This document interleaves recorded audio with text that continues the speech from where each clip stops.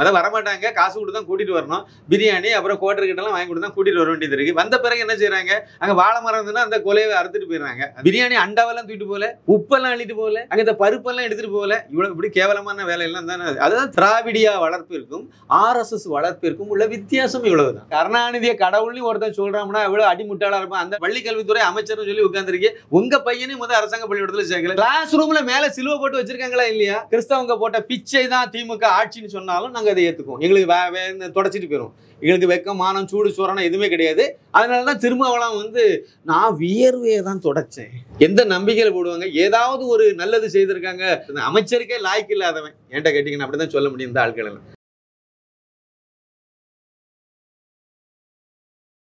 நாரதர் media உணர்வாளர்களுக்கு வணக்கங்கள். நான் உங்கள் விஜய் சின்னசாமி. இன்று நம்முடன் இணைந்து இருக்கிறார் இயக்குனர் சின்னப்பா கணேசன் அவர்கள். வணக்கம் ஜி.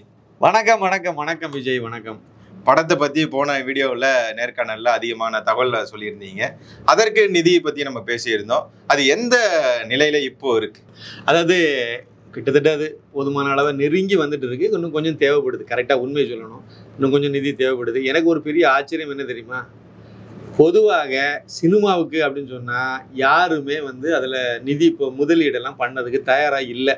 சாமானிய மக்கள் நம்மளை மாதிரி உள்ளவங்களெல்லாம் கொண்டு படம் பார்ப்போம், ரசிப்போம், அதோட சரி.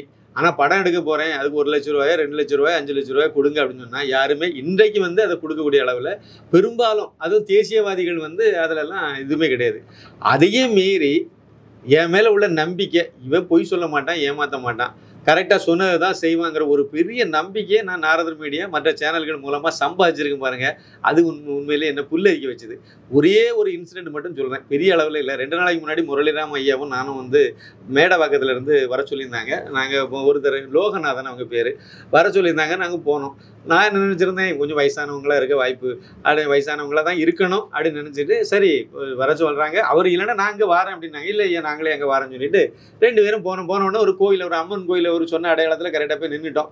நின்ன உடனே அப்புறம் இந்த இதுக்கு உள்ளால வரணும்னாரு. திரும்பி பார்த்தா பனியன் போட்டிருக்காரு, ஒரு வேட்டியை லுங்கி, ஒரு வேட்டி தான் கலர் வேட்டி, அது ஒன்று கட்டியிருக்காரு, மடித்து கட்டியிருக்காரு, பனியன் தான் கட்டியிருக்காரு, கருத்த உருவம், ஒரு 66 வயசு. அவர் கரெக்டாக கேட்கும்போது 66 வயசு சொன்னாங்க.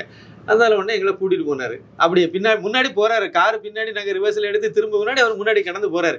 சரி பக்கத்தில் இருக்கக்கூடிய பில்டிங்காக இருக்கும், அந்த ஃப்ளாட்ஸில் ஏதோ மேலே கீழே ஏதோ ஒரு வீடு இருக்குன்னு அப்படி நாங்கள் நினச்சி பார்த்தோம். இல்லை, கார் அங்கேயே அவர் போயிட்டே இருந்தார் கொஞ்சம் தூரத்துக்கு. நாங்கள் பின்னாடியே காரில் போனோம். ரைட் சைடு ஒரு காலி மனை, ஒரு சின்ன ரூம், தனியாக ஒரு சின்ன ஒரு ஒத்த ரூம், அதுக்கு பக்கத்தில் ஒரு டாய்லெட் பாத்ரூம் தனியாக செப்பரேட்டாக இருக்குது. உள்ளே வந்து ஸ்கூல் பஸ் எல்லாம் பார்க் பண்ணியிருக்காங்க.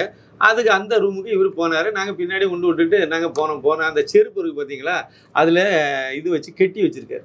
அவர் போட்டு நடந்த செருப்பில் வந்து அது அறந்துருக்கு. அதுக்கு மேலே வந்து கம்பி போட்டு கட்டி. ஆமாம், கம்பி இல்லை, கட்டு கம்பி இருக்கும். கட்டு கம்பி இல்லை, இந்த இது நூல் மாதிரியான அது பிளாஸ்டிக் நூல் எல்லாம் இருக்குல்ல, அந்த மாதிரி ஒரு இதை வச்சு கட்டி வச்சுருக்காரு. ஒரு கட்டு இல்லை, சுற்றி கட்டியிருக்காரு. அந்த மாதிரிப்பட்ட ஒரு இது. சரி உள்ள ரூமுக்குள்ளே போயாச்சு. ஒரே ரூம் தான், அங்கே தான் கிச்சன், அங்கே தான் சமைக்கிறாரு, அவரே தான் சமைக்கிறார், பாய் விரித்து போட்டு அதிலே தான் படுக்கிறாரு. பகலை என்ன வேலை பார்க்குறாரு அப்படின்னு இப்போ விசாரிக்கும் போது தான் தெரியுது, அவர் வந்து வாட்ச்மேன் வேலை பார்க்குறாரு. ஒரு ஸ்கூல் பஸ்ஸு நின்று சொன்னோம் பார்த்தீங்களா, அந்த ஸ்கூல் பஸ்ஸு நிற்கக்கூடிய அந்த ஸ்கூலில் வாட்ச்மேன் வேலையை அவர் பார்க்குறாரு. Night watchman. பகலை வந்து அவரை எல்லாம் சாப்பிட்றாரு, அவரே அரிசியெல்லாம் வாங்கி அவரே சமைச்சு எல்லாம் சாப்பிட்டுட்டு பகலை ரெஸ்ட்டு தூங்குறாரு.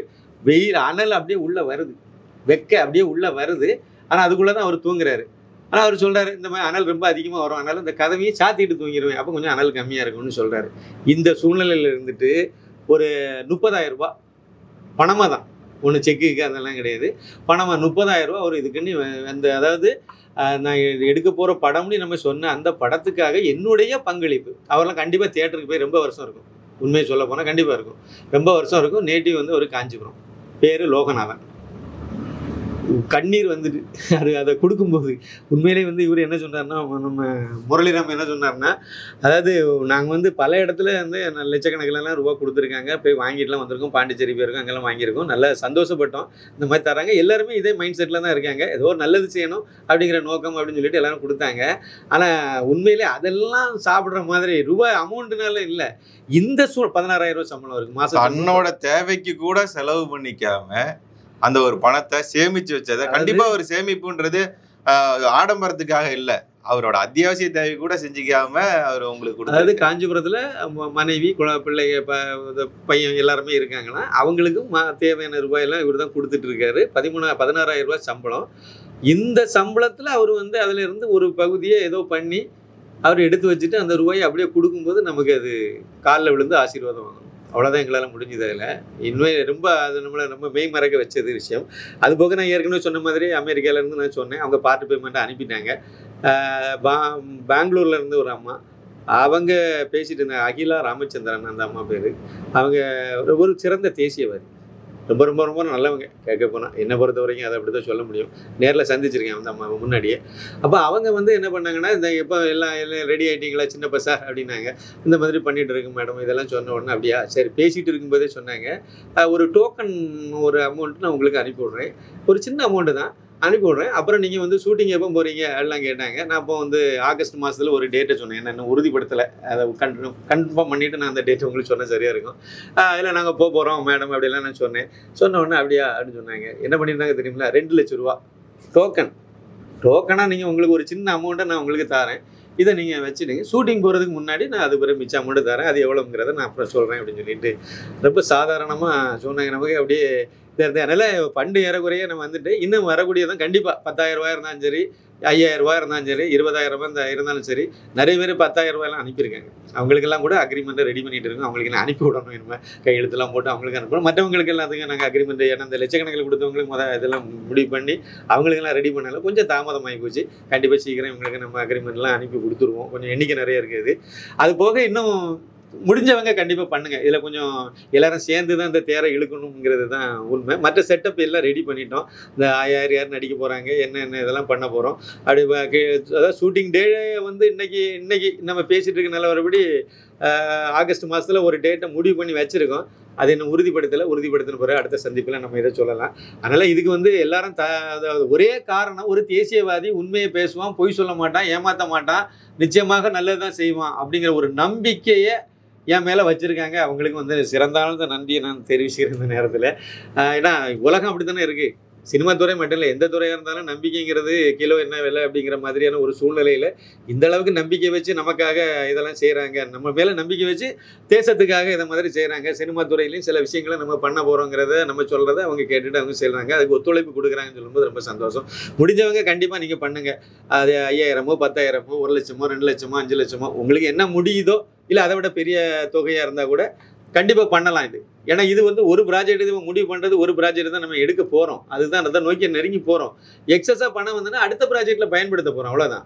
அடுத்தது ஸ்டார்ட் பண்ண போகிறோம். இது ஒரு தொடர்வண்டி மாதிரியான ஒரு நிலை இதுதான்.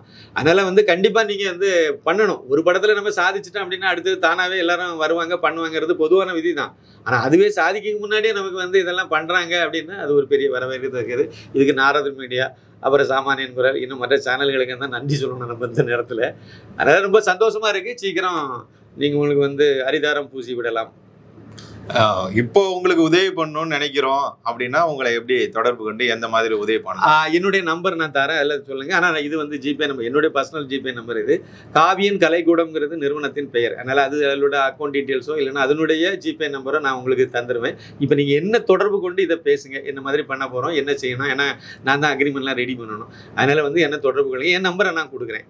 இதை வந்து இந்த சினிமாவுக்கு நிதி பங்களிப்பு, அதாவது ஷேர் அடிப்படையில், லாப பங்கீடு அடிப்படையில் நிதி பங்களிப்பு செய்கிறதுக்கு மட்டுமே இந்த நம்பருக்கு நீங்கள் தொடர்பு கொள்ளுங்க. ஏன்னா நிறைய வேலை இருக்குது, நிறைய செய்துட்டு இருக்கேன். வேறு எந்த பர்பஸுக்கும் இதில் தொடர்பு கொள்ள வேண்டாம். 9092345641 9092345641 இதுதான் என்னுடைய நம்பரு. தாராளமாக நீங்கள் என்ன தொடர்பு கொள்ளுங்க. நான் வந்து உங்கள்கிட்ட பேசுகிறேன். உங்களுக்கு என்ன முடியுமோ அதை பண்ணுங்கள். நிச்சயமாக பண்ணணுங்கிறது என்னுடைய கோரிக்கை. நீங்க முன்னாடி பேசினதுதான், தமிழகத்துல ஒரு காமராஜர் ஆட்சி வரணும் அப்படின்னா அது அண்ணாமலை அவர்களால் மட்டும்தான் முடியும் அப்படின்னு சொல்லிட்டு இருந்தீங்க. அது ஆணித்தனமாக சொல்லிட்டு இருந்தீங்க. இப்போ ஒரு கருத்து கணிப்பு வெளிவந்திருக்கிறது. லயோலா முன்னாள் மாணவர்கள் வந்து வெளியிட்டிருக்காங்க இந்த கருத்து கணிப்பு. அந்த முதல்வருக்கான அந்த வேட்பாளர் இதுல யாரு வந்து மக்கள் அதிகமா மீண்டும் முதல்வராக ஸ்டாலின் அவர்கள் வரலாம் அப்படின்னு சொல்லி 73.83% வந்து அவரு கொடுத்திருக்காங்க. இரண்டாவதாக எடப்பாடி அவர்கள், மூன்றாவதாக உதயநிதி அவர்களுக்கு 67.99% வந்து அவருக்காக ஆதரவு தெரிவிச்சிருக்காங்க. அண்ணாமலை அவர்கள் நான்காவதாக, உதயநிதிக்கு அடுத்ததாக தான் அண்ணாமலை அவர்களுக்கு 64.58% வந்து கொடுத்திருக்காங்க. அதாவது வந்து ஸ்டாலினுக்கு எவ்வளவு கொடுத்திருந்தாங்கன்னு சொன்னீங்க? 73. ஆமா, 77 ஸ்டாலின் அவர்களுக்கு, 77. உதயநிதிக்கு 67. 10% பேர் ஸ்டாலினுக்கு ஓட்டு போட்டவங்க வந்து உதயநிதிக்கு ஓட்டு போடல. நீ தேவையில்லை, லாய்க்கு இல்லைன்னு 10% பேர் சொல்லிட்டாங்கன்னு நம்ம எடுத்துக்கலாமா? அப்படிதானே இதுக்கு அர்த்தம். அப்போ ஸ்டாலின் அவர்களையும் உதயநிதி அவர்களையுமே பிரிச்சு பாக்குறாங்க அவங்க திமுக. அவருக்கு ஓட்டு போட்டதுலேயே 10% பேர் ஓட்டு போட மாட்டேங்கிறாங்க. நீ தேவையில்லை அப்படின்னு நினைக்கிறாங்க. அப்போ அது உதயநிதியை விட ஸ்டாலின் பரவாயில்ல, அவர் தான் தேவை அப்படின்னு சொல்லி சொல்றாங்கன்னு நம்ம எடுத்துக்கலாமா? மொத்தத்தில் வந்து இந்த கருத்து கணிப்பு வந்து அவங்க என்ன நோக்கத்தில் எடுத்தாங்க, எப்படி எடுத்தாங்கன்னு எனக்கு தெரியாது. அது இருக்கட்டும். ஆனால் நான் வந்து என்ன சொல்றேன் அப்படின்னா, இப்போ வந்து முதலமைச்சர் ரேஸில் இருக்கக்கூடியது யார் இருக்கா? திமுகவில் வந்து இதுவரைக்கும் வந்து உதயநிதி ஸ்டாலின் முதலமைச்சர் வேட்பாளராக அங்கே வரல. என்ன வேணா நடந்துட்டு போட்டு, ஆனால் இப்போதைக்கு அவர் துணை முதலமைச்சர் வேட்பாளராக அந்த இடத்துல இருக்கக்கூடியது ஸ்டாலின் தான். அப்போ நீங்கள் அவரை மட்டும் தான் எடுக்க முடியும் திமுக தரப்பில் எடுத்தீங்கன்னா. இந்த பக்கம் நீங்கள் வந்து அதிமுக பாஜக கூட்டணி அது உறுதி செய்யப்பட்டது, உறுதி ஆயிட்டு. அதில் முதலமைச்சர் வேட்பாளர் எடப்பாடி பழனிசாமி அவர்கள். அப்போ நீங்கள் வந்து ஒன்று அந்த பக்கத்தில் நீங்கள் வந்து ஸ்டாலினை மட்டும்தான் எடுக்கணும், இந்த பக்கம் வந்து எடப்பாடி பழனிசாமி நீங்கள் எடுக்கணும். அதில் நீங்கள் கருத்து கணிப்பு நடத்தணும். இன்னும் வந்து அதிமுக கூட்டணியில் மற்ற கட்சிகள் எல்லாம் இன்னும் இல்லை, இன்னும் உறுதி செய்யப்படவில்லை. அதாவது டிடிவி தினகரன் அவர்களுடைய அம்மா மக்கள் முன்னேற்ற கழகம் கூட இன்னும் வந்து உறுதி செய்யலை. அது போக நீங்கள் வந்து பாமக இருக்குது, தேமுதிக இருக்குது, மற்ற கட்சிகள், இதர கட்சிகள், நிறைய கட்சிகள் இருக்குது இந்த அணியில். அவங்க அவ்வளோத்தையும் நீங்கள் என்ன பேசி முடிக்கணும். முடிச்சு எல்லாமே ஒரு மிச்சம் இதுக்கு வந்த பிறகு தான் நீங்கள் வந்து கருத்து கணிப்பு நடத்தினாலே சரியாக இருக்கணும், என்னுடைய தனிப்பட்ட கருத்து. அதனால் இந்த கருத்து கணிப்பை நம்ம பெரிய இதாக நான் நினைக்கல. முருகன் ஆனால் நீங்கள் இந்த முருகனே ஆரம்பிச்சிங்க, அந்த முருகனை தான் நானும் சொல்கிறேன். அந்த மாநாடு அரசியல் மாநாடு கிடையாது, அது இந்து முன்னணி. அங்கே பாருங்க, ஒரு செய்தி நான் பார்க்குறேன். டாஸ்மார்க்லாம் வந்து வழக்கம் போல தான் இருந்தது, யாரும் வந்து வாங்கலை. மாநாடு நடந்துன்னா அங்கே அந்த காலி பாட்டில்கள் கிடக்கும், பிளாஸ்டிக் கிடக்கும், அதெல்லாம் இருக்கும். ஒரு போர்க்களமே நடந்த மாதிரி இருக்கும். ஆனால் அந்த மாநாடு நடந்த மாதிரியே தெரியல. இடம் அவ்வளோ சுத்தமாக இருக்குது. அங்கே மதுரை மாவட்டமே வந்து டார்கெட் வைப்பாங்க இல்லைங்களா, இது மாதிரி நடந்ததுன்னா நம்ம இவ்வளோ பெரிய சேல்ஸ் பார்த்துடணும் மதுக்கடைகளில். எதுவுமே நடக்கல, வழக்கம் போல தான் நடந்ததுன்றாங்க. அதாவது நீங்கள் சொன்ன அந்த இதுக்கு நான் சொல்லிவிட்டு அதுக்கு பிறகு நான் விஷயத்துக்கு வரேன். நீங்கள் இந்த மாநாடை பற்றி மட்டும்தான், இது மற்றவங்களுக்கெல்லாம் அரசியல் கட்சிகளுக்கெல்லாம் ஒரு பாடம் அப்படின்னு சொல்லி தினமலரில் தலையங்கமே தீட்டியிருக்காங்க. தினமலரில் இன்னைக்கு உள்ளதை நீங்கள் பார்த்தீங்கன்னா அதில் இருக்கும். நேற்றுக்கு செய்தி கூட மதுரை எடிஷன்லலாம் பெரிய அளவிலே போட்டிருந்தாங்க. அந்த மாநாடு பந்தல் எல்லாம் ஃபோட்டோ எடுத்து போட்டிருந்தாங்க. அதில் அவங்க சொன்னது எப்படின்னா, ஒரு நாளைக்கு முன்னாடி மாநாடு நடந்துச்சு, மறுநாள் காலையில் பார்க்கும்போது அங்கே ஒரு குப்பை கூட இல்லை. மாநாட்டில் கலந்துக்கிட்டவங்க மேடையில் என்ன சொன்னாங்களோ அப்படியே கேட்டாங்க. மேடையிலேருந்து ஒரு அறிவிப்பு சொல்கிறாங்க அப்படின்னா, மழை வந்து பெய்தாலும் நம்ம அதே மாதிரி இருக்கணுங்கிறது ஒரு கட்டுப்பாடு அப்படியே இருந்தாங்க. மற்ற கட்சிக்கார மாதிரி அப்படியே தூக்கி அந்த மழை பெய்த உடனே சேரை தூக்கி தலையில வச்சுக்கிட்டு அப்படியே நவுட்டிட்டு அந்த சேரை தூக்கிட்டு வீட்டுக்கு போகல.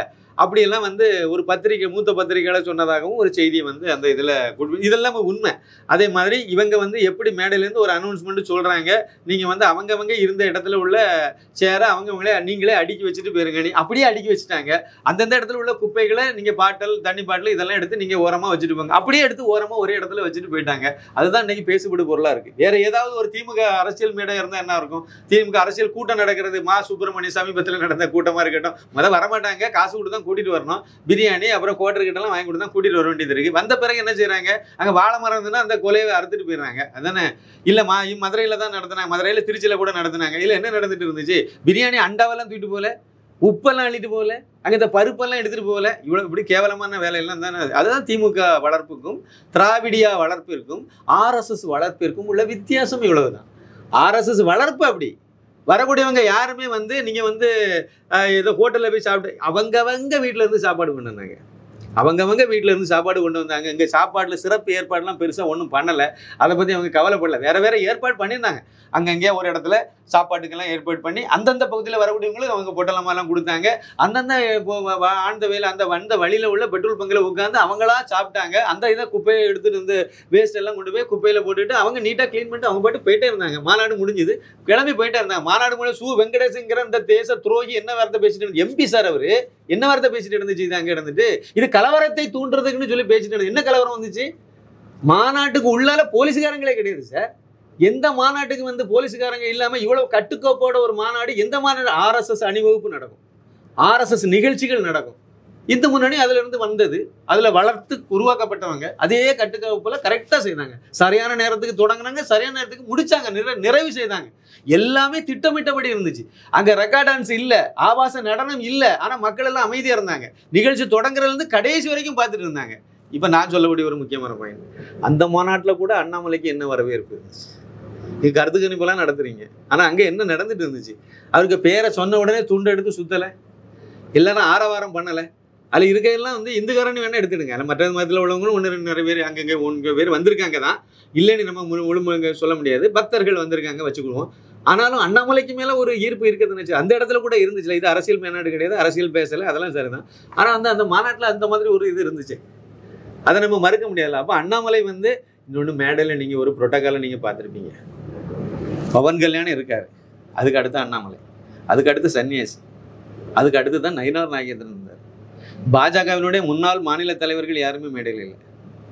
அண்ணாமலை முன்னாள் மாநில தலைவர் தான், மற்றபடி அவருக்கு எந்த பொறுப்புகளும் கிடையாது. ஆனால் நடந்தது பாஜக கூட்டம் கிடையாது, மாநாடு கிடையாது.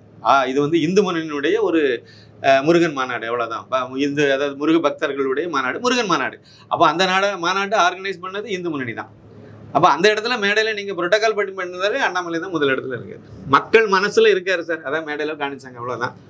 அவ்வளோதான் நம்ம எடுத்துக்க முடியும். நீங்கள் என்ன வேணால் கருத்து கணிப்பு நடந்துங்க, மக்கள் மனசில் யார் இருக்கா? அண்ணாமலை தான் இருக்காரு. அண்ணாமலையே அங்கே சொல்கிறாரு, பள்ளிகளுக்கு செல்லக்கூடிய குழந்தைகளுக்கு வந்து நெத்தியில விபூதி திருநீரும் கழுத்தில் வந்து ருத்ராஜா மாலையும் அணிந்து போகணும் அப்படின்னு சொல்லியிருக்கிறார். இதற்கு வந்து பள்ளி கல்வித்துறை வந்து அமைச்சர் மகேஷ் பொய்யாமொழி வந்து இதெல்லாம் வந்து அதற்கு விமர்சனம் பண்ணியிருக்கிறாரு. இதை நீங்கள் எப்படி? தகுதியே இல்லாத தற்குறிகளெல்லாம் கொண்டு போய் கல்வி அமைச்சர் இப்படிலாம் வச்சுன்னா நாடு வழங்குமா? அதான் நடந்துட்டு இருக்கு. பிற்போக்குத்தனம்ன்றார் இந்த எண்ணத்தில். அதாவது நான் ஒன்று கேட்குறேன், தமிழகத்தில் நீங்கள் வந்து என்ன சொல்லணும், இவர் என்ன சொல்லியிருக்கணும்? அதாவது எந்த மத இதுவும் வந்து பள்ளிக்கூடத்தில் இருக்கக்கூடாதுன்னு சொன்னால் கொஞ்சம் லாஜிக் எடுத்துக்கலாம். இன்னொன்று, இது வந்து நம்ம நாட்டின் கலாச்சார அடையாளம், அது இந்து மதத்தினுடைய அடையாளம் கிடையாது, நம்ம நாட்டினுடைய கலாச்சாரம் அடையாளம்.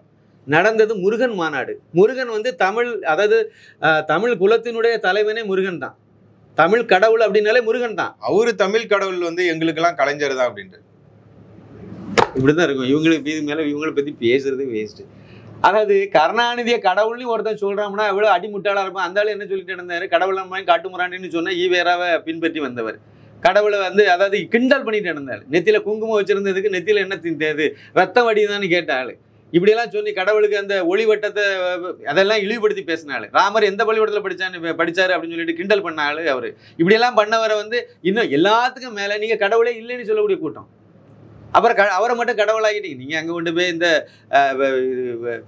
தயிர் சாதம் ரச வடை எல்லாம் கொண்டு வச்சுட்டு இருக்கீங்க, அவருக்கு சமாதியில் கொண்டு போய் வச்சுட்டு இருக்கீங்க, முரசொலியை கொண்டு வைக்கிறீங்க, அவர் டெய்லி ப்ரூஃப் ரீடிங்லாம் பார்த்து உங்களுக்கு திருத்தம் செய்து அனுப்புவார்னு சொல்லிட்டு வைக்கிறீங்க. இதை விட முட்டாள் தானே வேற என்ன இருக்கு? கலைஞர் டிவி போட்டு காட்ட மாட்டேன்றாங்களே. அதனால ஆமா, இனிமே அங்கே அதுக்கு ஒரு LED ஸ்க்ரீன் வச்சாலும் வைப்பாங்க. கலைஞர் டிவி பார்த்துக்கிட்டே இருக்காரு அப்படின்னு சொல்லிட்டு வச்சாலும் வைப்பாங்க. கேட்டால் பகுத்தறிவாதின்னு சொல்லுவாங்க. அதனால் நான் என்ன சொல்கிறேன் அப்படின்னா, இவர் வந்து குறைந்தபட்சம் அந்த பள்ளி இதில் எல்லாம் வந்து இவர் வந்து உதாரணத்துக்கு என்ன சொன்னார், காமராஜர் கொண்டு வந்த யூனிஃபார்மை சொன்னார். அவர் யூனிஃபார்ம் எது கொண்டு வந்தார், நீங்கள் வந்து யாருமே வந்து ருத்ராட்சம் போடாதுங்க, நெத்தியில் பொட்டு வைக்காதுங்க, குங்குமம் வைக்காதுங்க அப்படியே சொன்னார் காமராஜர். வசதி உள்ளவன் ஏழைகள் ஏற்றத்தாழ்வு இருக்கக்கூடாது. ஏழை பாளைகளெல்லாம் கிழிஞ்ச டவுசரை போட்டுட்டு வரான் பள்ளிக்கூடத்துக்கு, சின்ன குழந்தைகளில் வசதி உள்ள நகை நட்டெல்லாம் போட்டுட்டு நல்லா அலங்கரித்து விட்றாங்க. அந்த குழந்தைக்கு இந்த குழந்தைய பார்க்கும்போது நமக்கு இயலாமை எல்லாம் அவனுக்கு மனசில் ஒரு படு பதியுது. அதை தீர்க்கிறதுக்கு அந்த மாமனிதர் யோசித்தது யூனிஃபார்ம்ங்கிறத கொண்டு வந்தார். நீங்கள் என்ன பண்ணி வச்சுருக்கீங்க? அன்றைக்கு அரசாங்க பள்ளிக்கூடம் மட்டும்தானே சார் இருந்துச்சு. நீங்கள் உங்கள் பிள்ளையே கொண்டு அரசாங்க பள்ளிக்கூடத்தில் சேர்க்கலாம். ஆனால் ஒரு வெக்கமே இல்லாமல் பள்ளி கல்வித்துறை அமைச்சர்னு சொல்லி உட்காந்துருக்கீங்க. உங்கள் பையனையும் முதல் அரசாங்க பள்ளிக்கூடத்தில் சேர்க்கல. விஷயத்துக்கு வரேன், பள்ளிக்கூடத்துக்கு வந்து குங்குமம் ருத்ராட்சம் இதெல்லாம் வச்சுட்டு போனால் மட்டும்தான் உங்களுக்கு வயிறு எரியுது, குத்துது, கண்ணை உறுத்துது. மற்றபடி வந்து குல்லா போட்டுட்டு போனால் பிரச்சனை இல்லை, அப்படி தானே? அதானே, குல்லா போட்டுக்கிட்டு பள்ளிக்கூடத்துக்கு போகலாம். அரசு நிதி உதவி பெறும் பள்ளி எல்லா பள்ளிக்கூடத்துக்கும் எல்லாம் தான் ஒரு எல்லாத்துக்கும் நீங்கள் தான் அமைச்சர். அந்த பள்ளிகளுக்கெல்லாம் நீங்கள் வந்து நம்மளுடைய வரிப்பணத்தில் இருந்து அரசு நிதி உதவி பெறும் பள்ளிக்கூடத்துக்கெல்லாம் சம்பளம் கொடுக்குறீங்க. அங்கே வந்து குல்லா போட்டுட்டு மாணவர்கள் வராங்களா இல்லையா? வரதா போட்டுட்டு மாணவிகள்லாம் வராங்களா இல்லையா? கிஜா போட்டுட்டு வராங்களா இல்லையா? இதெல்லாம் கண்ணில் உறுத்தலை. சிலுவை போட்டுட்டு மாணவிகள்லாம் மாணவிகள் வராங்களா இல்லையா? சார், அரசு நிதி உதவி பெறும் பள்ளி சார். கிறிஸ்தவ மிஷினரி கும்பல் நிறைய நடத்துகிற பள்ளிக்கூடம் நிறைய அவங்க கையில் இருக்குது சார். நம்மளுடைய வரிப்பணத்தில் தான் சம்பளம் கொடுக்குறாங்க. பாதியாருக்கு அங்கே என்ன சார் வேலை? அவங்க எல்லாம் பாடம் நடத்துகிறாங்களா இல்லையா? கன்னியாஸ்திரி ஆடையில் எந்த யூனிஃபார்மில் நின்று பாடம் எடுக்கிறாங்களா இல்லையா?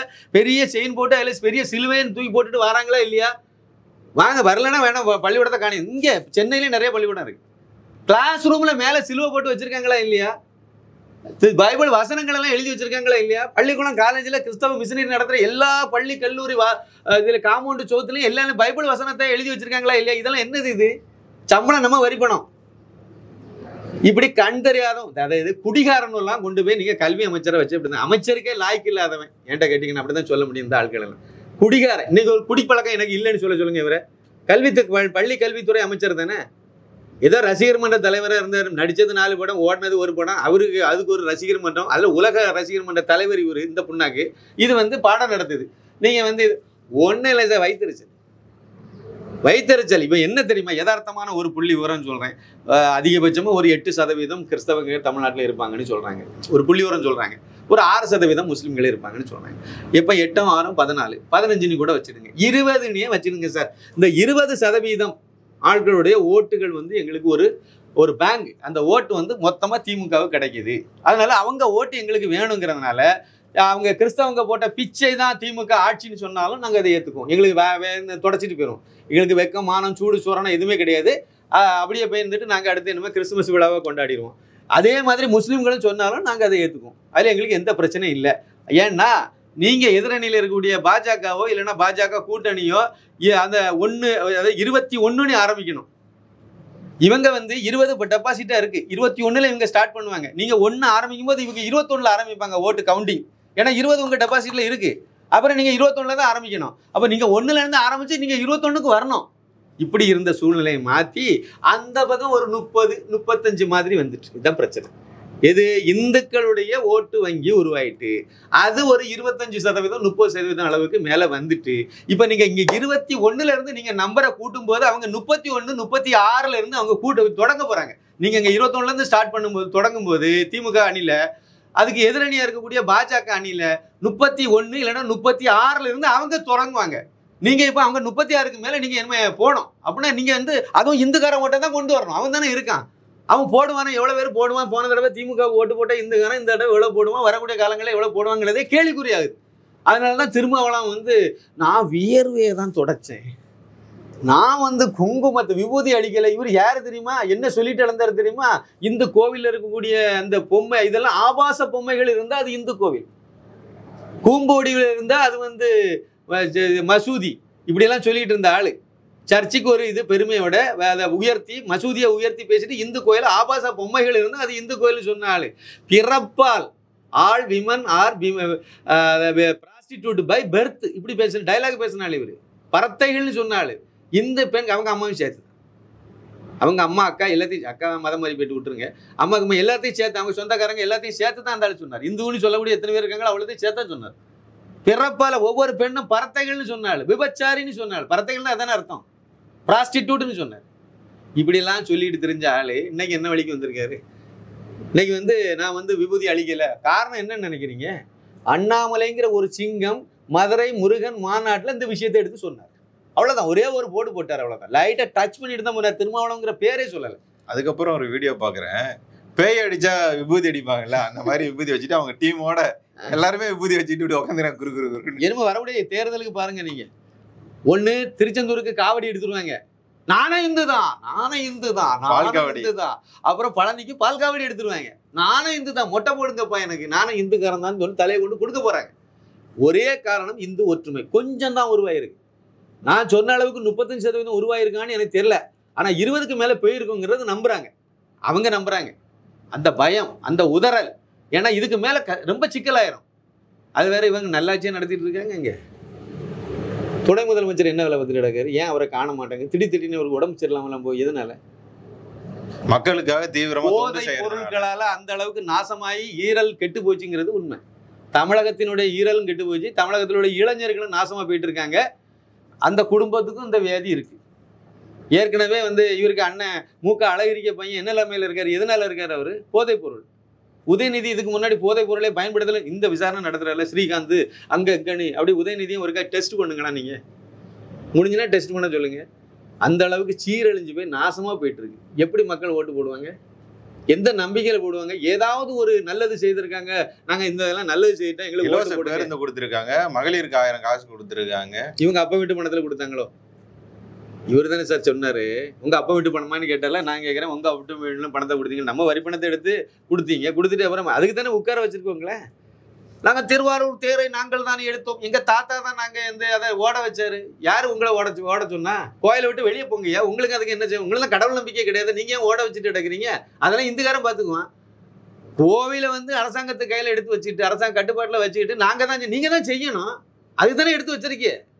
வெறுமனே உண்டியல் காசை ஆட்டை போட்டு போகிறதுக்கு மட்டும்தான் கோயில் அப்படி அதுதான் எடுத்து வச்சிருக்கீங்களா? அதான் செய்யிட்டு இருக்காங்க, அதான் நடைமுறை. அந்த மாதிரி தான் இவங்க. சரி, மொத்தத்தில் நீங்கள் கூட்டி கழிச்சு பார்த்தீங்கன்னா தமிழ்நாட்டில் திரு அண்ணாமலை IPS அவர்கள் தவிர்க்க முடியாத ஒரு சக்தி. இந்த அளவுக்கு இந்து எழுச்சி ஏற்பட்டதுக்கு அந்த மாமனிதருடைய பங்களிப்பு மிக மகத்தானது, முக்கியமானது. அதை நம்ம மறுத்திட முடியாது. வேண்டாம் இந்த ஒரு கோஷிகள் கருத்து கணிப்பு நடத்திட்டு நடக்கல, இந்த கருத்து கணிப்பு இல்லை, இதுக்கு முன்னாடி இன்னொரு கருத்து கணிப்பு நடத்தினாங்கல்ல, அந்த கும்பல் அதை சார்ந்த இன்னும் கொஞ்சம் பேர் பத்திரிகையாளர்னு சொல்லிட்டு தெரியுறாங்க. அவங்க வேணா என்னத்தையாவது பூசி மெழுகி ஏதாவது சொல்லுவாங்க. சமீபத்தில் எதுவும் சொல்லலன்னு நினைக்கிறேன். அதனால இவங்க வேணா ஏதாவது சொல்லுவாங்க. ஆனால் ஒரிஜினலாக கிரவுண்ட் நிலவரம் தான். எனக்கு எந்த ஆதாயமும் கிடையாது. அண்ணாமலை இப்படி இருக்காருன்னு சொல்றதுல எனக்கு வேற அதனால எனக்கு சாப்பாடு ஒரு வேளை யாரும் கொடுக்கறது இல்லை, யாரும் கொடுக்க போறது இல்லை. அதே மாதிரி இல்லை வேற ஏதாவது ஒருத்தர போய் நான் பேசுறதுனாலே இல்லை திட்டுறதுனாலேயோ விமர்சனம் பண்றதுனாலே எனக்கு குறையவோ கூடவோ ஒன்றும் கிடையாது சார். நான் வாழ்க்கையில் நான் என்ன பண்ணணுமோ நான் தான் பண்ணணும். எனக்கு பசிச்சா நான் தான் சாப்பிடணும், நான் தான் அதுக்கு சம்பாதிக்கணும். இதான் நிலவரம், இதான் நான் ஓடிட்டு இருக்கு, இதான் நான் பண்ணிட்டு இருக்கோம். என் மனசுல இது படுது. இந்த நாட்டில் நீங்க ஆரம்பத்தில் தொடங்கினேதான் தமிழகத்தில் மீண்டும் காமராஜர் ஆட்சி மலரணும்னா திரு அண்ணாமலை IPS தான் அவர் மூலமாக தான் நடக்க முடியும். பாக்கி எல்லாமே இதே இது நீங்கள் ஒரு ஸ்டாலின் ஆட்சியை பார்த்தீங்க. அடுத்து இவர் ஒருவேளை எடப்பாடி பழனிசாமி முதலமைச்சராக இருந்தாலும் பெரிய வித்தியாசம் இல்லைன்னு நான் சொல்லுவேன், இருக்காதுன்னு சொல்லுவேன். ஏன்னா அவர் 4 வருஷம் இருந்துட்டார். அந்த நேரத்தில் அவர் நவோதய பள்ளிகள் ஆன்மீக மாநாட்டிலையுமே பார்த்தீங்கன்னா நீங்கள் எப்படி பெரியாரை விமர்சனம் பண்ணலாம், எப்படி அண்ணா விமர்சனம் பண்ணலாம் அப்படின்றாங்க. அதே காலகட்டத்தில் பெரியார்ன்றவர் பிள்ளையார் சிலையை உடைச்சிருக்கிறாரு, செருப்பு மாலை போட்ட நிகழ்வெல்லாம் நம்ம பார்க்க முடியுது. அப்படி ஆன்மீகத்தை எதிர்த்தவர் எங்க தலைவரா இருக்க மாட்டோம் அப்படின்னு சொல்ல மாட்டேன்றாங்க. எப்படி நீங்க அந்த வீடியோவை போடலாம்? இந்த மாநாட்டில் அரசியல் பேச மாட்டோம்ல சொன்னீங்க, அதை நம்பிதானே நாங்க வந்தோம். இந்த மாதிரியான கருத்துக்கள்லாம் முன்வைக்கப்படுது இல்லைங்களா? எப்படி ஓட்டு போடுவாங்க? இந்துக்காரன் எப்படி இப்படியெல்லாம் பேசக்கூடியவங்களுக்கு ஓட்டு போடுவோம். யோசிக்க வேண்டிய வாங்க தான். நான் அவ்வளோதான் சொல்ல முடியும். ஆனால் அண்ணாமலை கூட ஒரு ஸ்டெப்பு கீழே இறங்கி அவர் பாட்டுக்கு பேசிட்டு போயிட்டார். அந்த மேடையிலே ஒரு வார்த்தையை சொல்லியிருந்தார். சொல்லுங்க. வரக்கூடிய தேர்தலில் மக்கள் முடிவு பண்ணிட்டாங்க, நிதி வேண்டாம் சாமி வேண்டும் அப்படின்னு என்ன சொல்லிட்டு அடுத்த வார்த்தையும் சொன்னார். நான் சொன்னது என்னன்னு உங்களுக்கு புரிஞ்சிருக்கும்னு நினைக்கிறேன்னு சொன்னார். சரிதான், அந்த வார்த்தையை ஒரு கூடுதலாகவே பயன்படுத்தினார். அப்போ நீங்கள் அதை நல்ல மைனூட்டாக நீங்கள் யோசித்து பார்த்தீங்கன்னா நீங்கள் உதயநிதியை டார்கெட் பண்ணி போகிறீங்க. அடுத்த எலெக்ஷனை நோக்கி போகும்போது உதயநிதி போகிறீங்க, இல்லை கருணாநிதி வாரிசு எப்படி வேணாலும் எடுத்துடுங்க, பணத்தையும் கொடுக்கலான்னு வச்சுருங்க. மொத்தத்தில் திமுக வேண்டாம், பழனிசாமியை தான் சாமிங்கிறத அவர் கோடிட்டு சொல்கிறார். கடவுள் போதும்னு அவர் சொல்லிட்டு போகலாம், முருகன் போதும்னு சொல்லிட்டு போகலாம். அப்படி சொல்லலை. சாமிங்கிறத ஒன்றும் தெரியாத ஆள் கிடையாது. அவர் தெளிவாக தான் அவருக்கு வார்த்தையை அவர் கரெக்டாகவே சொல்லிட்டு போயிட்டார். ஆனால் அவரை இழிவுபடுத்துகிற கும்பல் இப்போ ஓரளவுக்கு அமைதி ஆகிட்டாங்கன்னு நினைக்கிறேன். அது நல்ல விஷயம். என்கிட்ட கேட்டிங்கன்னா பிடிச்சதோ பிடிக்கலையோ பாஜக அதிமுக கூட்டணி வெற்றி பெறணும் அப்படிங்கிறதுல அது நல்ல விஷயம் தான் நடந்துட்டு போட்டுன்னு தான் நம்ம கூட அப்படி தான் சொல்லுவோம். வந்து ஒன்றும் பெருசாக மாறாது இருந்தாலும் கூட இதுக்கு அது பரவாயில்லாமல் இருக்கும். எடப்பாடியே இருந்தால் கூட இந்த அளவுக்கு இருக்காது, கொஞ்சம் பரவாயில்லாமல் தான் இருக்குங்கிற இனிமேலாவது இருக்குங்கன்னு நம்ம நம்பலாம், எதிர்பார்க்கலாம். ஒரு சின்ன நம்பிக்கை நமக்கு வரதான் செய்யுது, இல்லைன்னு இல்லை. ஆனால் அந்த மனிதர் இன்னும் கொஞ்சம் வேலை செய்யும். யார்? எடப்பாடி பழனிசாமி அவர்கள் இன்னமும் கீழே இறங்கணும். இன்னமும் இவங்களை இந்த OPS தினகரன் இவங்கெல்லாம் பார்த்து அப்போ தானே ஓட்டு இல்லாமல் எப்படி சார் வரும்? அவங்களெல்லாம் ஒருவேளை பேசிகிட்டு இருப்பாங்களா இருக்கலாம், எனக்கு தெரியல, கரெக்டாக எனக்கு தெரியல. நான் சும்மா ஒரு பெரிய பத்திரிகையாளர் அப்படின்னு சொல்லிட்டு போகிறதுல எனக்கு இல்லை, பெரிய அரசியல் விமர்சகர், எனக்கு இதெல்லாம் தெரியும், அங்கேருந்து தகவல் வருது, இங்கேருந்து தகவல் வருது, நான் போய் சொல்ல ஸ்பை வச்சிருக்கேன், இங்கே வச்சிருக்கேன், எனக்கு அப்படிலாம் தெரியாது, எனக்கு எந்த தகவலும் வரல. இல்லை, என்னுடைய பார்வையில் சில விஷயங்களை வச்சு புரியும் போது இப்போ கூட நீங்கள் பாருங்கள், இதில் உடனே நாங்கள் அதிமுக கூட்டணி இன்னைக்கு இதெல்லாம் தலைவர்களெல்லாம் அவமதிச்சுட்டாங்க, அதனால் இந்த கூட்டணி எங்களுக்கு தேவையில்லை அப்படின்னு சொல்லிட்டு யாரும் அறிக்கையும் விடல, ஒன்றும் பண்ணல. அது தவிர்த்திருக்கலாம், அது இல்லாமல் இருந்திருக்கலாம். அது எந்த கட்டத்தில் இந்த RS Bharathi road side Bharathi எல்லாம் இதை பற்றி பேசி அவங்களுக்கு வேற வேலை இல்லை, வேற பொழைப்பும் இல்லை. அவங்க எப்படியாவது இந்த கூட்டணி உடஞ்சா நல்லா இருக்கும்னு நினைக்கிறாங்க. அதில் நீங்கள் என்ன மைனூட்டாக இன்னொரு விஷயத்த பாருங்கள். அவங்களால இறக்கி விடப்பட்டவர் தான் ஜோசப் விஜய் அவர்கள். முதல் நாள்ல இருந்தே நான் சொல்லிட்டே இருக்கேன், திமுகவுக்காக கொத்தடிமை வேலை பார்த்தது தான் விஜய். அவர் ஆளுங்கட்சியாக எதிர்கட்சியாக இருந்தபோது அந்த கட்சிக்கு ஓட்டு போடுறதுக்காக கருப்பு சிவப்பு சைக்கிள் பெயிண்ட் அடித்த சைக்கிள் எல்லாமே ஓட்டு போட்டுருக்கு இந்த 2021 சட்டமன்ற தேர்தலில். இதெல்லாம் பண்ணிட்டு இருந்த ஜோசப் விஜய் அவர்கள் 2024 வருதுக்கு முன்னாடி கட்சி ஆரம்பித்தார். கட்சி ஆரம்பிச்சு இவர் ஏதோ நான் அரசியலுக்கு வரேங்கிற மாதிரி ஒரு பெரிய பில்டப் கொடுத்து ஒரு கட்சியை ஆரம்பிச்சு விட்டுட்டு போயிட்டாரு. அப்போ எலெக்ஷன்ல ஏன் சந்திக்கல, ஏன் போட்டியிட்ட திமுகவுக்கு அது பாதிப்பாயிடக்கூடாது. இப்போ 2026 நோக்கி வரும்போது திமுகவுக்கு எதிரான ஓட்டை நம்ம பிரிச்சுட்டு போயிடணும். ஏன்னா அண்ணாமலை என்கிற ஒரு விஸ்வரூபமா ஒரு இளைஞன் வந்து நிறைய இளைஞர்கள் பெரியவங்க வயது வித்தியாசம் இல்லாமல் எல்லாருடைய ஆதரவும் பெற்றுட்டு வராரு. மக்கள் அபிமானம் பெற்ற ஒரு தலைவராக வராரு, ஒரு கரிஸ்மேட்டிக் லீடராக வராரு. அப்போ அவர்கிட்ட இருந்து நிறைய இளைஞர்களை திருப்பி இந்த பக்கமாக திசை திருப்பி கொண்டு போகிறதுக்கு ஒரு நிறைய ரசிகர்களை கொண்ட ஒரு விஜய் அதுக்கு கரெக்டாக இருப்பார் நினச்சிட்டு உள்ளே இறக்குனாங்க. அது ஒரு வகையில் பார்க்கும்போது என்னென்னா திமுக ஓட்டை தான் அது முதல்ல நான் சொன்னேன். அது இதுக்கு முன்னாடி யாரெல்லாம் வந்து திமுக ஓட்டு போட்டாங்களோ அவர் தான் இவருக்கு ரசிகராகவும் இருக்காங்க. இவர்கிட்ட பிரிஞ்சு போனாலும் அவங்க தான் போகிறாங்கன்னு சொன்னேன். அது இந்துவாக இருந்தாலும் சரி, கிறிஸ்டினாக இருந்தாலும் சரி, முஸ்லீமாக இருந்தாலும் சரி. கிறிஸ்டின் முஸ்லீமில் பெரிய அளவில் போகாது. ஆனாலும் நீங்கள் 100க்கு இப்போ அழகபுரம் ஒரு 5000 ஓட்டுக்கு மேலே இருக்குன்னு நம்ம ஒரு புள்ளி உரம் வச்சுக்கலாம், ஒரு கணக்கு வச்சுக்கலாம். தோராயமாக ஒரு 5000 ஓட்டுக்கு மேலே அழகபுரம்ங்கிற கிராமத்தில் இருக்கும். முழுக்க கிறிஸ்டின் தான். ஒரு 150 வீடு தான் இந்துக்காரங்க இருப்பாங்க. 150 ஓட்டு இருக்கும். ஒரு 5000 ஓட்டு கிறிஸ்தவ ஓட்டு இருக்குன்னு வச்சுருங்க. அந்த 5000 ஓட்டில் ஒரு 500 ஓட்டு இழந்தாலும் அது திமுக இழப்பு தான். அந்த பாயிண்ட்ல நீங்கள் 10%, 10%. இது பல கிராமங்களில் இருக்குது. அந்த 10% ஓட்டும் வீட்டில் சொல்லலாம் கட்டுப்படுத்த முடியாது. இளைஞர்கள், இளம் பெண்கள் அவங்க வந்து நான் விஜய் தான் ஓட்டு போடணும்னு முடிவு பண்ணி போட்டாங்கன்னா நீங்கள் பாதிரியாரில் எங்கள் தாத்தா வந்து சொன்னாலும் கேட்க போகிறதில்ல. இது ஒரு பிரச்சனை இருக்குது. அப்போ அந்த 10% ஓட்டம் நீங்கள் வந்து இழக்கும் போது திமுகவுக்கு பெரிய கொள்ளி வச்சு விடுமே. பெரிய பாதிப்பு தானே வரும். எங்கெல்லாம் கிறிஸ்டின் இருக்காங்களோ அங்கெல்லாம் இது பாதிப்பு தானே. அப்போ இது வந்துன்னா சிக்கலாயிரும். அப்போ எலெக்ஷனில் அவரை நிற்க விடாமல் இருக்குது தான் சிறப்பு அப்படின்னு இப்போ எதை முடிவெடுத்து அவர் படம் பண்ண போகிறாரு, நடிக்க போகிறாரு. அவர் நடிக்க போகிறவர் இருக்கு அரசியலுக்கு வந்தார். அப்போ ஒரு நோக்கம் தான் என்ன, ஒரு ஸ்டடி மைண்டில் என்ன ஒன்றும் இல்லை, உத்தரவு அப்படி வந்துச்சு அதை செய்தேன், இப்போ இப்படி உத்தரவு, அதனால நம்ம வந்து 2026 தேர்தலில் நிற்க போகிறலன்னு சீக்கிரம் அறிவிச்சிட்டு போகிறாரு. அதை நோக்கி தான் இவங்க பயணம் பண்ணிட்டு இருக்காங்க. அதனால் இது எல்லாமே அவங்க எல்லா இந்த இது ஒரு பித்தலாட்ட கும்பல் தானே, நாடக கம்பெனி இது. பாருங்க துர்கா ஸ்டாலின் நிறைய கோயிலுக்கு போவாங்க பாருங்க. அந்த மாதிரி இப்போ அந்த ஒரு நாடக கம்பெனி அது. இப்போ உடனே வேலையை தொடங்கிடுவாங்க. உடனே அந்த கோயிலுக்கு போனாங்க, இந்த கோயிலுக்கு போனாங்க. அப்போ இவ்வளோ நாளும் கோயிலுக்கே போகல, ஏன் போகல? வீட்டில் என்னமோ பூஜை பண்ணுவாங்க பாருங்களேன். இந்த குடிமி வச்சு ஐயர் தான் அங்கே பூஜை வைப்பாங்க. ஏன் இந்த அனைத்து ஜாதியினரும் அர்ச்சகராகலாம்னு சொல்லிட்டு உங்களுக்கு வீட்டில் முறவாசல் பண்ணக்கூடிய சேகர்பாபு தானே வந்து எல்லாம் பண்ணிட்டு நடந்தாரு. ஒரு 200 பேரை நாங்கள் வந்து அனைத்து ஜாதியினரும் அர்ச்சகராகலாம் சொல்லிட்டு இருந்தார்ல. அந்த அம்மா துர்கா அம்மாவுக்கு இந்த அதில் 200 பேரில் ஒருத்தனை கூட்டிகிட்டு வந்து பண்ண வேண்டியது தானே. பாருங்க, ஒரு அமைச்சர் அவங்க துர்கா அவங்க கார்ல ஏறுறாங்க, சரி உள்ள உட்கார வச்சு அந்த அவங்க சேரி வந்து வெளியே மாட்டிடக்கூடாது, சேரி எல்லாம் உள்ள எடுத்து கொடுத்து அதான் டோரை சாத்தி வச்சு ஸ்டாலின் அவர்களுக்கு செருப்பு எடுத்து கொடுப்பாரு. இங்க இந்த மாதிரிலாம் பணிவிடை பண்ணிட்டு இருக்காரு ஒரு அமைச்சர். அவர் தமிழகத்தின் அமைச்சர். இதில் முக்கியமான விஷயம் என்ன தெரியுமா? எல்லா கேமரா கண்களுக்கும் முன்னால வீட்டில் தனியாக இல்லை, எங்கேயோ ஒரு இடத்துல வச்சு நடந்தது இல்லை. கேமரா பிரஸுக்காரன் எல்லாம் கேமரா, பத்திரிகைக்காரன் எல்லாரும் கேமரா தூக்கிட்டு பின்னாடி வரான்னு தெரிஞ்சே பண்ணுறாரு. அவ்வளோதான். எவ்வளோ நன்றியோட இருக்காரு. இது பேர் இந்த மாதிரி முறைவாசல் செய்யக்கூடியவங்கெல்லாம் கொண்டு போய் நீங்கள் கொண்டு போய் இந்த அறநிலைத்துறை அமைச்சரை வச்சுருக்கீங்க. விளங்குமா? சரி இருக்கட்டு, ஒன்றும் பிரச்சனை இல்லை. இப்போ சூழ்நிலை மோசமாகுது திமுகவுக்கு. அவங்க ஒன்று நினைச்சாங்க, நடக்கிறது வேற மாதிரி இருக்கு. அதனால எப்படியாவது வந்து இனிமேல் இன்னும் சில நடவடிக்கை அடுத்தடுத்த நாட்களில் பண்ணலாம். சரி, இந்த பக்கத்தில் என்ன பண்ண போறாங்கன்னு உறுதியாக நமக்கு தெரியல. பார்ப்போம் என்ன நடக்குன்னு, கொஞ்சம் பொறுத்திருந்து பார்ப்போம். உங்களுடைய பொன்னான நேரத்தை ஒதுக்கி பல தகவல்களை நாரத மீடியாவுடன் பகிர்ந்து கொண்டதற்கு மிக்க நன்றிகள் ஜி. உங்களுடைய திரைப்படத்திற்காகவும் நாங்கள் வெயிட் பண்ணிட்டு இருக்கோம். நமது திரைப்படம், இன்னும் எங்களுடைய திரைப்படம், இது எங்களோட, அதாவது நம்மளோட எல்லாரையும் சேர்த்து போகுது திரைப்படம். கண்டிப்பா திரையில சீக்கிரம் வரப்போகுது. அது மாபெரும் வெற்றி அடையும். அது ஏன்னா அண்ணாமலை துணை இருக்கிறார். அண்ணாமலை. மிக நன்றி ஜி. மிக நன்றி. நன்றி, வணக்கம்.